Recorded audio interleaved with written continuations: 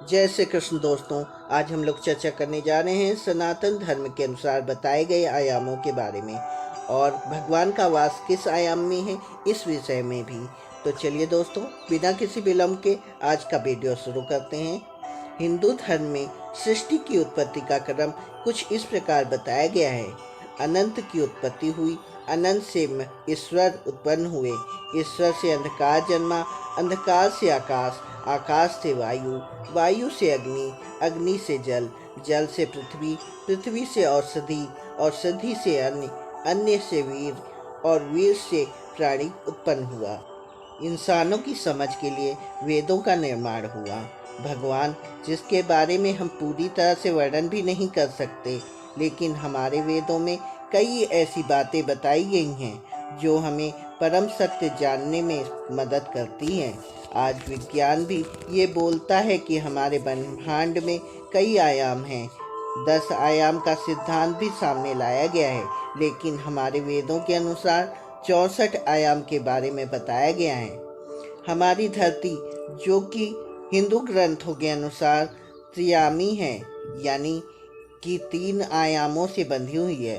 पहला आयाम ऊपर से नीचे, दूसरा आयाम दाएं से बाएं और तीसरा आयाम है आगे से पीछे। एक चौथा आयाम भी है जिसको हम समय बोलते हैं। हमारी धरती लोग इसी त्रियामी सृष्टि में निवास करती है। चौथा आयाम यानी समय को हम आगे बढ़ते हुए महसूस कर सकते हैं, लेकिन उसमें पीछे नहीं जाया जा सकता। यही हमारी सीमा है। वेदों का अध्ययन करने से पता लगता है कि सिर्फ धरती लोक ही नहीं, बल्कि 13 लोक और हैं जो इन चारों आयामों से बंधे हुए हैं।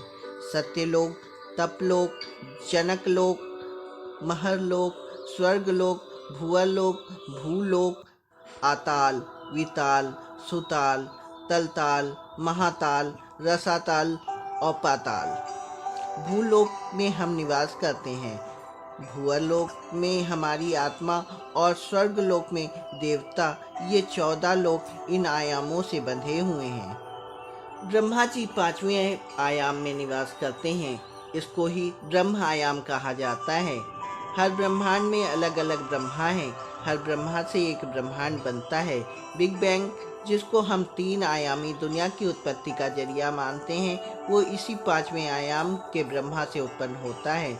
यहाँ से कई ब्रह्मांड उत्पन्न होते हैं। यहाँ का समय भी अलग है, क्योंकि ये हमारे चारों आयामों से बाहर है। फिर आता है छठा आयाम, जिसमें निवास करते हैं विष्णु, नारायण, महाविष्णु के 3 रूप माने जाते हैं। फिर आता है 7वां आयाम, जिसको सत्य आयाम कहा जाता है। योगी जो गहरी साधना करते हैं, वो इसी आयाम को महसूस करते हैं। इसी आयाम में वो अनंत ज्ञान, जिसको पाके मनुष्य देवताओं की श्रेणी में चला जाता है, इसी आयाम का ज्ञान पाने वाला महाज्ञानी होता है, जिसके चक्षु परम सीमा में पहुंच जाते हैं। फिर आता है 8वां आयाम, जिसमें कैलाश है। इस आयाम में भगवान शिव भौतिक रूप में निवास करते हैं।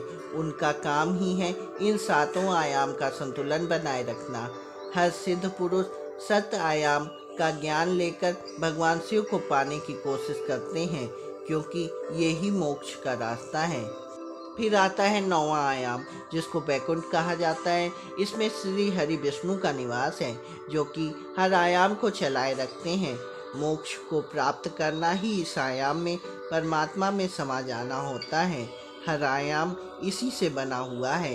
यही आयाम का मुख्य स्रोत है।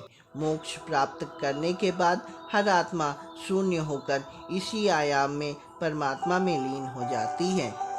इसके बाद आता है 10वां आयाम, जिसको हम अनंत आयाम भी बोलते हैं, जहाँ पर परमात्मा निवास करते हैं। सनातन धर्म में इनको ही निराकार, अनंत, सदाशिव और परम कहा गया है। महाभारत युद्ध के दौरान श्री कृष्ण ने अर्जुन को अपने इसी परम रूप के दर्शन कराए थे, जिनको ही सत्य विष्णु कहा गया है। इनका ही अंश हर आयाम में अपना अपना कार्य करता है। यही त्रिदेवों की शक्ति का प्रमुख स्रोत है। ब्रह्मा, विष्णु, महेश इनके ही रूप हैं। इन्हीं 10 आयामों में से किसी न किसी रूप में 64 आयाम बचे हुए हैं। यही वो आयाम है जो अनंत हैं।